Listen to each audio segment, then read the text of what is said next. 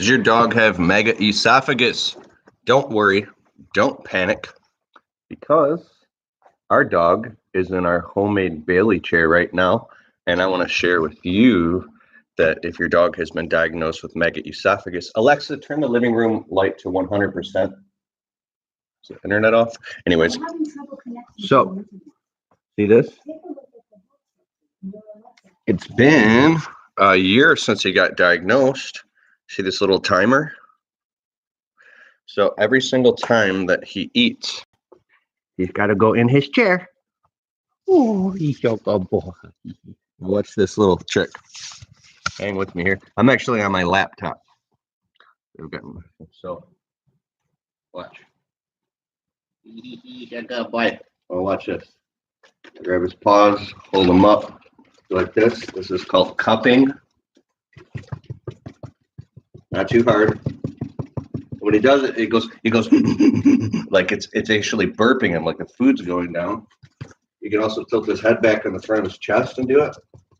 And then you can lightly, like this, massage his esophagus, which we do every time. Lightly. Yeah, he's a good boy. He's a good boy. Make it fun. Yeah, like this. Rub him. He's a good boy. So, why I'm saying don't panic is because when your dog gets diagnosed, he becomes a special needs dog, and he could die if your dog could die if the food that gets trapped in his esophagus backs up and gets into his lungs. Same with the liquid, same with his saliva, same with anything that he drinks. So obviously, I'm sure you've done a ton of research, and first of all, I'm not a veterinarian. I'm not medically, I can't give you any advice or anything. This is just my opinion.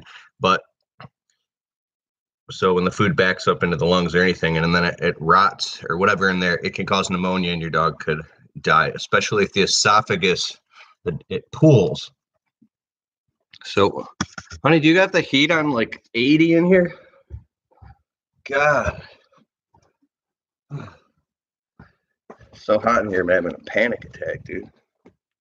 Okay, so if your dog sleeps in the middle of the night, if he's not in an upright position, all the saliva can pool, and then you hear your dog regurgitating in the middle of the night, and literally big puddles of liquid all over the place, is because it's literally all that. You ever hold your mouth together and not swallow? I don't know, like put a piece of food in your mouth or a sugar cube and just watch how it fills up. And then, so sometimes in the middle of the night, I will hear him struggling, and I get up, and then I'll hold him up by his paws in the front of the bed and rub him for 5-6 minutes. And then, it's disgusting. Bleh. But you could actually hear it going, like you can hear it going down and relaxing. Now, don't try this without veterinary advice or anything. I shouldn't even be saying this on YouTube, but there was a time where I knew for a fact that a bunch of saliva got into his lungs, and so I held him like a baby seal. This may be totally wrong, so don't try this unless you get advice. But I knew it. I could hear it. He was going the fluid, and I held him upside down all the way like this for like a full, minute or two, and then tilted him back. And by the grace of God, he hasn't been sick with pneumonia since a year ago.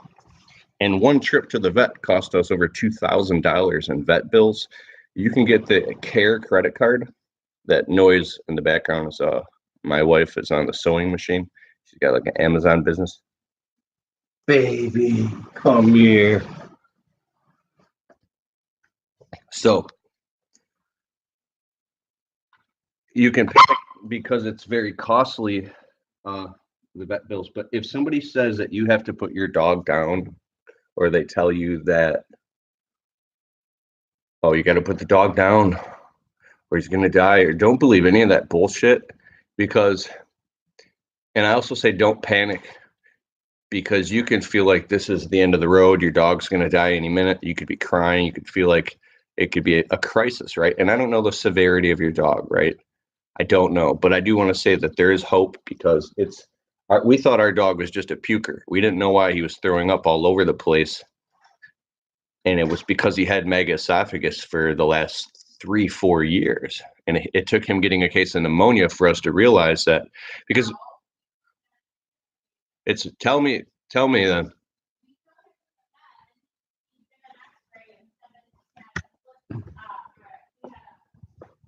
Deteriorated disc in the middle of his spine.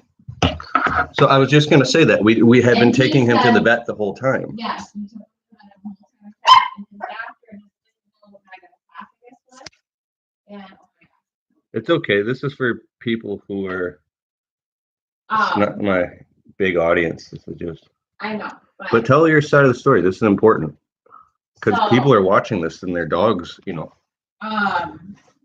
No, we took him to the vet, remember? Because I couldn't take it anymore. I felt so bad for him. Every day I was coming home and he was having puddles of puke everywhere. And oh no, we took him because he was acting funny. He was doing the arched thing with his neck like this, and he was standing. Remember? I remember we were crying and rushing to the vet because he was like, we thought he was paralyzed. Did an X-ray. The doctor said, "Oh no, seen his esophagus and everything, but he just wasn't aware of the disease." Yeah. So when you take them to the vet, you have to ask them, "Are you aware of the disease?" Mm-hmm. Like, and most people aren't aware of the disease. The Facebook page only has like 8,000 likes and follows on it. Go to the Megaesophagus Facebook page. You can learn and there's a lot. Dogs probably all over the place that are this is happening to, and they just don't know the condition because it's a newer condition. But yeah, no, the doctor just didn't know, and he said that he had a back problem, gave us some medication for pain pills, and then we started giving him pain pills, and then the regurgitation didn't stop. It just kept on going. Wait, his time is up. Keep telling me you're gonna take him out. Because did you hear the ring? The little bell? You can get a kitchen timer for $5 off Amazon. Then you can time it and document every single time. Just write it down. Your dog ate, 3, 4, 5 times a day, and you document it. Well, we used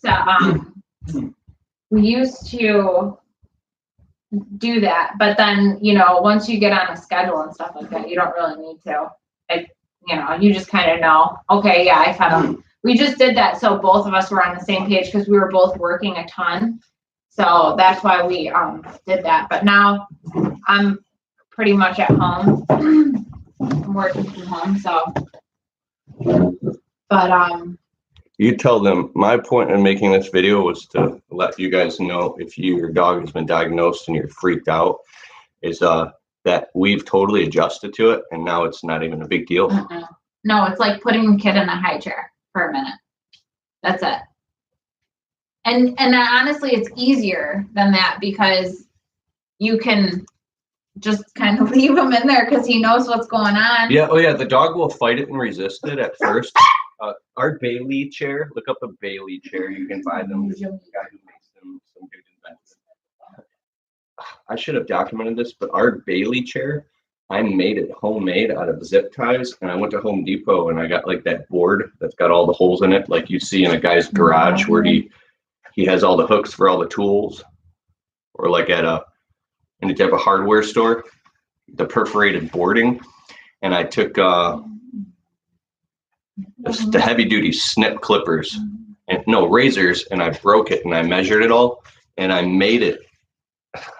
I was up till like 4 o'clock in the morning in the basement, and I made this whole chair with 2 bags of zip ties, and then the perforated board. I created a base with the walls, and then I created an opening chair.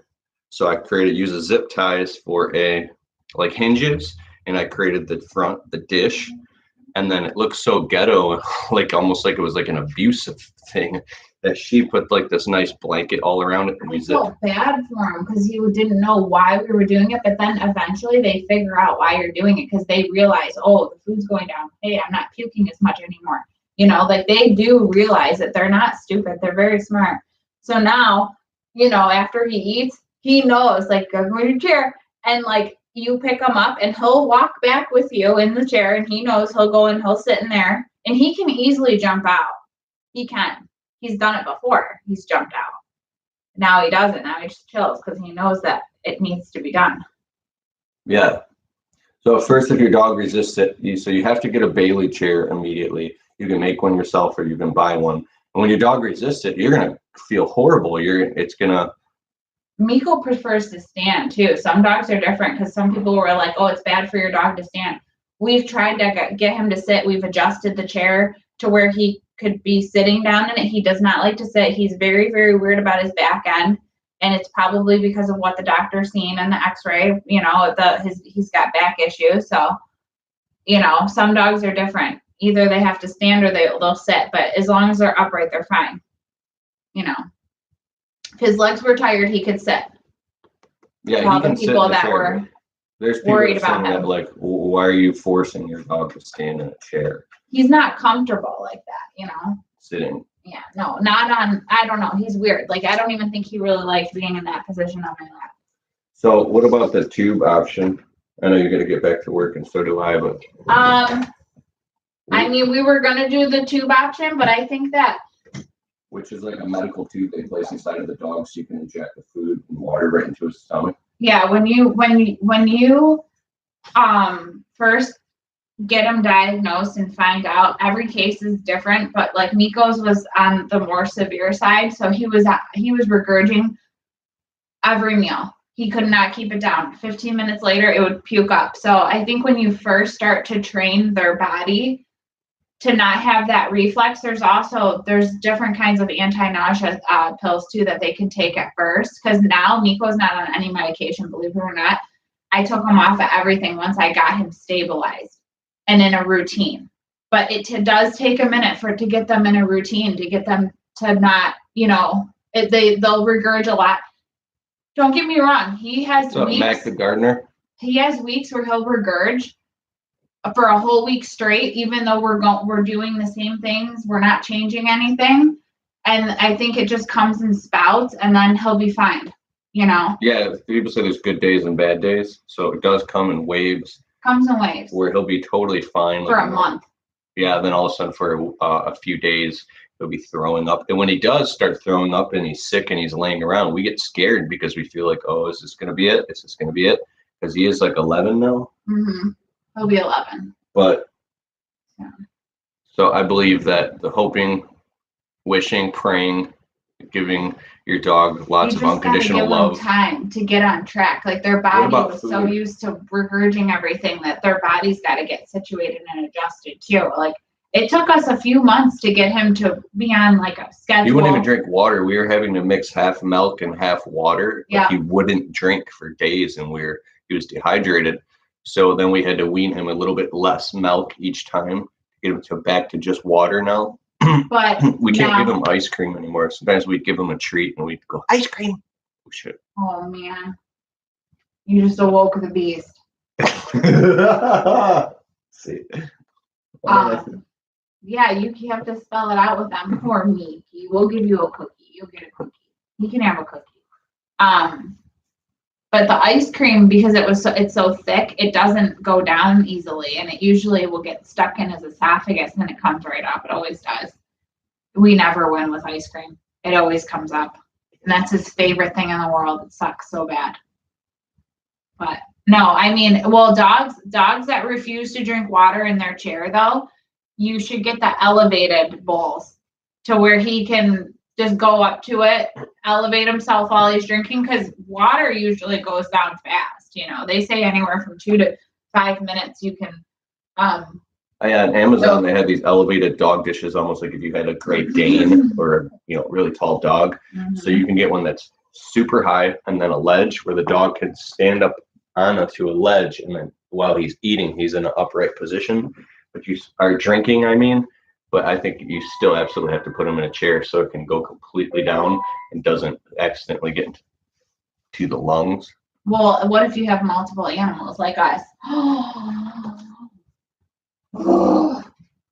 Ninja. Okay. So bad. Any if you last have words? multiple animals like us, and they have to drink. elevate the, oh, that's nice. Oh, there we go. The cat's walking. Elevate the cat's bowls on the counter or something, and then if you have another dog, you know, just give them their food and water and when feeding time, you know, or if you have a gate them off, let them go in there. You know, there's different ways to make it work. Like we would shut the gate for a Yeah, little, to quarantine. Hey, so they don't get into it while you're at work, the water, because water will irritate them bad. if you have any questions, put it in the comments below. We'll try to get back and make a response video in some time. And also, I add below this video, I'm going to put links to the other Megaesophagus videos and a Megaesophagus playlist from us, so you can Oh, sorry, baby. learn more. Thanks, honey. All right, I'm getting back to work. Bye, you guys. She's got her Amazon business, and I am writing my new book. Writing a book here. It's a challenge. I hope that helped you. Hang in there. It's not that bad. You can do this.